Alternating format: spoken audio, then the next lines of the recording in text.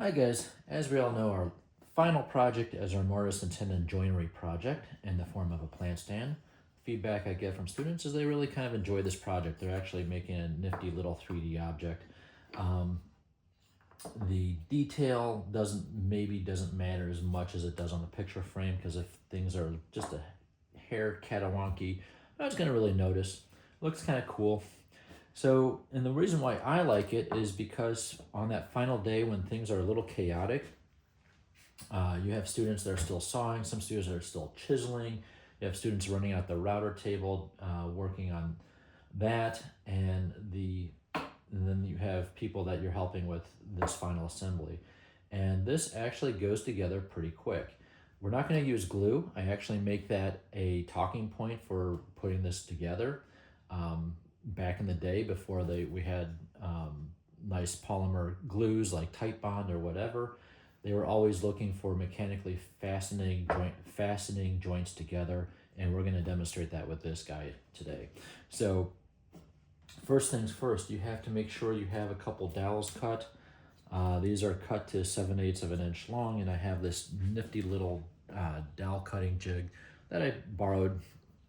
Nathan came up with this nifty little thing, and I had to copy it, make a bunch of them. So you could either cut these while you're, if you're waiting for students, or you could have the students do it themselves. Only pro tip is I would say make sure you're feeding this through so they're falling out onto the bench instead of sideways, and then you're chasing them all over the floor. Once you have that, you have your dowels cut and ready. We want to make sure that we label our joints. We want to avoid something embarrassing like having a final assembly like this. I've had that happen. And if they've pinned it, there's really not much recovery here. So make sure you label the joints. You could just see like the number 3, you can use letters, whatever you want to use. And then we're going to break this all apart.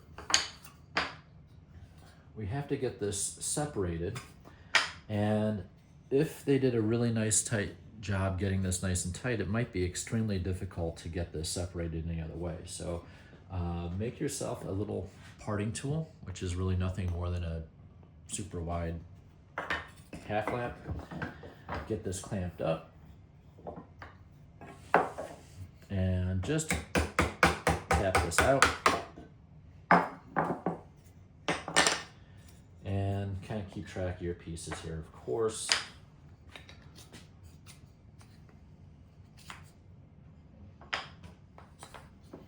And we'll work on one.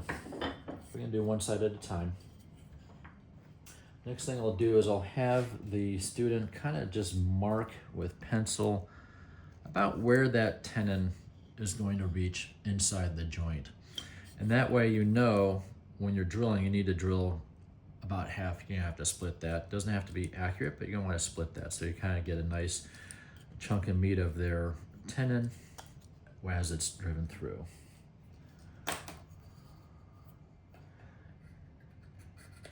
And it helps. This is, again, why those numbers help. So the next thing I do is I have these plant stand clamping jigs. This is nothing more than a widened mortise that will fit loosely over here, and it makes clamping this a lot easier. I don't have parallel clamps, but I'll demonstrate with just a simple F-style clamp. And you can see that as I tighten this down, it will close up that joint pretty tightly.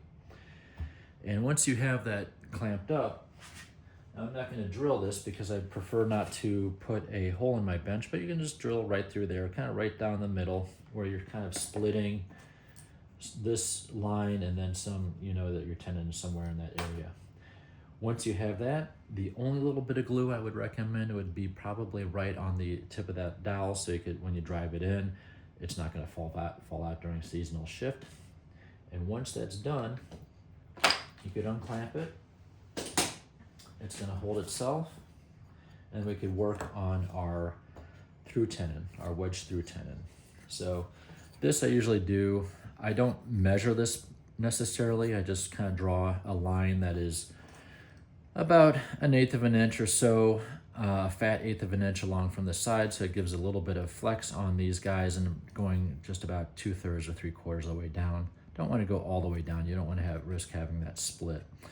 Once you have that, we'll get that together. We've gotten these wedges. I think I have another video on this, but we got these wedges from the sides here, and we're going to use those now. I usually have kind of the flat part kind of towards the center, so that we're kind of prying out that that loose cut there, and just a little bit of glue on there as well, just so it doesn't fall out. And you can see, even with hand pressure, as I push that down, it's going to tighten up that joint right there. Now, give it a little light taps with a hammer. Please don't use the mallet. We don't need to screw up our mallet faces if we could help it. Just a couple little taps until it's nice and firm. You'll hear the tone change when it kind of bottoms out and it reaches its maximum capacity. It'll have like kind of hollow sound to it. And once that's done, you're going to rinse and repeat on this side, and just you could have them reassemble that, go back to their bench, and they can focus on sanding or cleaning up some of their other projects while the glue is setting up. So maybe after 30-40 minutes, it should be dry enough where they could just kind of clean it up with a flush trim saw and a little bit of maybe light sanding just around the dowels or whatever else. But I discourage that. Have them erase more than anything else, and that guy is good to go. Any thoughts, questions, or comments, just shoot me a text or an email. Thanks.